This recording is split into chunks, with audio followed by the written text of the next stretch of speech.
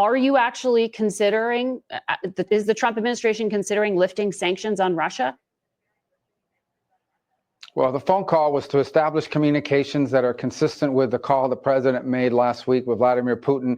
Because if there is going to be the possibility of progress here towards peace, we are going to need to talk to the Russians. I mean, that is going to have to happen, and we're going to have to be able to do it across our channels. About lifting I also sanctions, raised in that conversation concerns that, well, we didn't go into any details. I mean, what we just discussed is basically the ability to begin communicating. I've never spoken to Mr. Lavrov in my life, so it was an opportunity for us to begin to open that channel of communication, which again, if there's the potential for peace here, that's a channel that has to exist. But let me add one more thing. I also raised the issue of our embassy in Moscow, which operates under very difficult conditions. I raised that because it's important.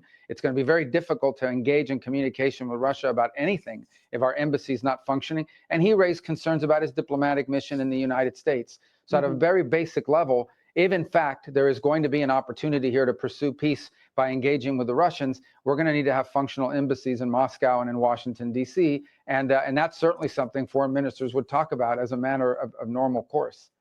I want to ask you about what happened in Munich, Germany at the security conference.